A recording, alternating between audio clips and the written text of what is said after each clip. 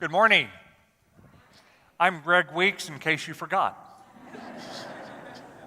Been gone 6 weeks, and it went by in a hurry. I appreciate the time to be able to do some writing and also to connect a little bit on a vacation. Throughout that time, I worshiped with other congregations. I enjoyed that. It was meaningful, but really there is no place like Manchester United Methodist Church. Yes. Great to be back. And personally, in enjoying this service, I discovered just how much I miss one voice and what you all give. Very much, very much. Thank you.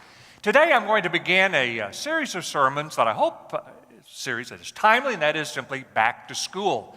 What I want to focus on is the lesson that we can take each Sunday or each weekend with us as we begin a new school year. And by school, I'm not just talking about the literal school of grade school and mid-high and college and high school and so forth.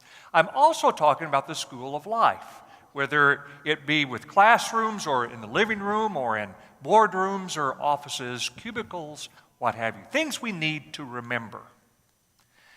I want to say that this is also a very timely time for me to be speaking about this, because last night my family just got back from having Cameron, our son, start his college career at Missouri State University. Even as I speak, I am sure he is up and worshiping somewhere. And Cameron, when you see a video of this sermon, just remember.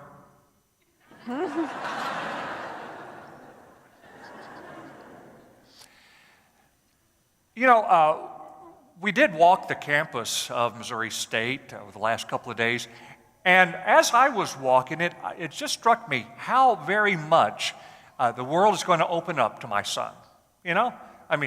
Big campus, new friends, new living arrangement, new ideas, new profs, directions in life. It can be overwhelming. And when you think about it, when we get into the scripture that you're just about to hear Tracy read to you, that's exactly what Israel, or Ephraim as it's also called, was experiencing, because now Israel had been delivered from captivity and was now a nation, a player on the international stage to a degree. It was finding itself in an unusual place. All the world was open up to it. It started making alliances with other nations, adopting some of their customs, some of their gods. And consequently, Hosea gives some very stern warnings about making these relationships without really remembering who Israel is and Israel's history. And when you hear these verses from Hosea, that's going to sound a little odd. I want you to listen for 4 distinct images that Hosea gives that reflects what it's like to live into culture without living into your faith. Our reading comes from Hosea chapter 7, verses 8 through 13. Ephraim mixes himself with the peoples. Ephraim is a cake not turned. Foreigners devour his strength, but he does not know it. Gray hairs are sprinkled upon him, but he does not know it. Israel's pride testifies against him, yet they do not return to the Lord their God or seek him for all this. Ephraim has become like a dove, silly and without sense. They call upon Egypt, they go to Assyria. As they go, I will cast my net over them. I will bring them down like birds of the air. I will discipline them according to the report made to their assembly. Woe to them, for they have strayed from me. Destruction to them, for they have rebelled against me. I would redeem them, but they speak lies against me. Did you catch the 4 images? Here's the first one. Foreigners devour Israel's strength. He does not know it. I have a tree in the backyard, big tree, that has 2 trunks. And the trunks on the outside look identical. But if you were to go up to one of the trunks and knock on it, it's hollow. You see, termites or carpenter ants have eaten that trunk from the inside. It looks fine, but it's weak. It's hollow. I had to cut it down or it's going to fall on my neighbor's fence. That's what Hosea is saying about any nation or any person whose soul sells out his or her soul on the altar of popularity or pragmatism, so sells out in terms of what is convenient or trendy, that in forgetting what brought you here, who brought you here, you start feeling that weakness on the inside. And after a while, when the wind blows, when there are storms, you don't have a base, you don't have roots, you don't have a trunk, and you fall over. Or in Hosea's words, woe, the destruction. Yeah, that's what happens when you so live into culture without living into your soul. The termites come, and you find yourself hollow. Here's a second image. Gray hairs are sprinkled upon Israel, and he does not know it. A few years ago, I was in the gym, in the locker room changing, and there's this fellow who was about 65, 70, maybe older. After he dresses, he gets his ball cap on, and he turns it backwards. And he wasn't joking. And I thought, how odd is that? Who does he see when he looks in the mirror? 65, 70-year-old? No, he's imagining himself as 20 or 30, I guess. Now, in the Old Testament, gray hair is not bad. It really isn't. It is a sign that somehow you survived. It's also a sign that you had some experiences and you learned some things. But Hosea says that when you so sell out to popularity and to trends and to pragmatism, then what happens is that you become almost like someone that still has those youthful passions without any boundaries, without learning your lesson. You forget who you are and whose you are. You're like that 65-year-old who puts the ball cap on backwards. Third image. Israel has become like a dove, silly and without sense.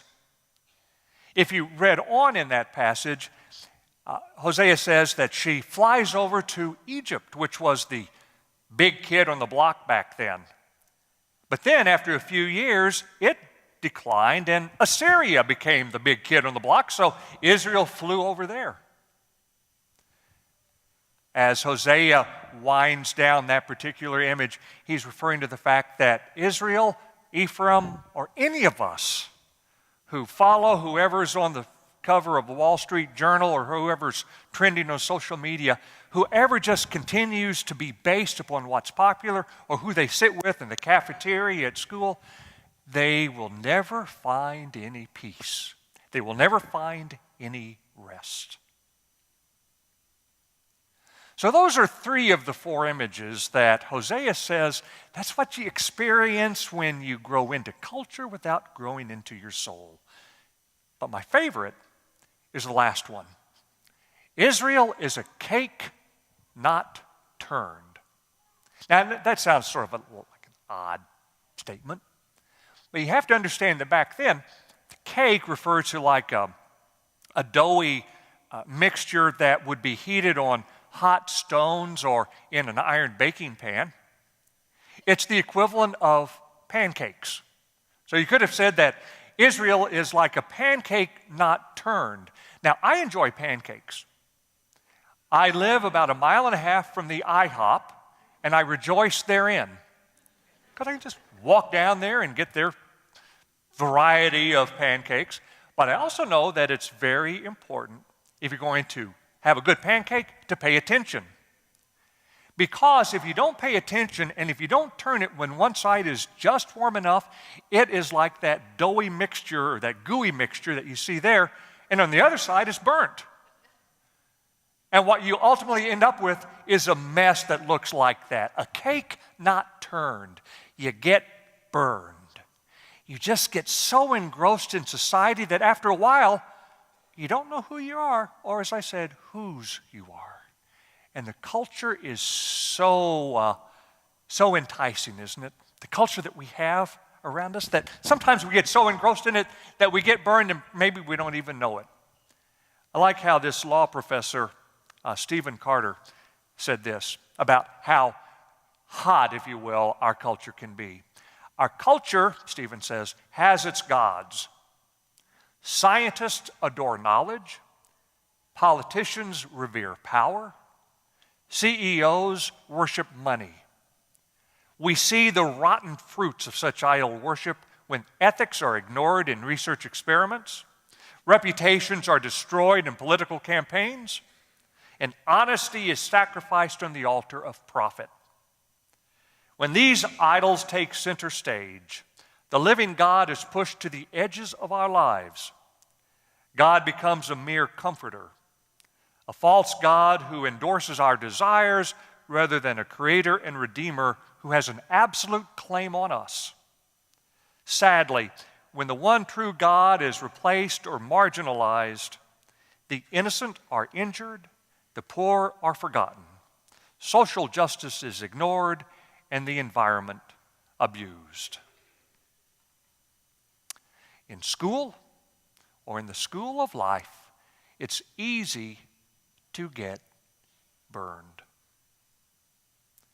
I guess you could say that when you feel life heating up that way, as you get engrossed and immersed in this new school year, it's very important for you to stop, take time, and be sure to turn over.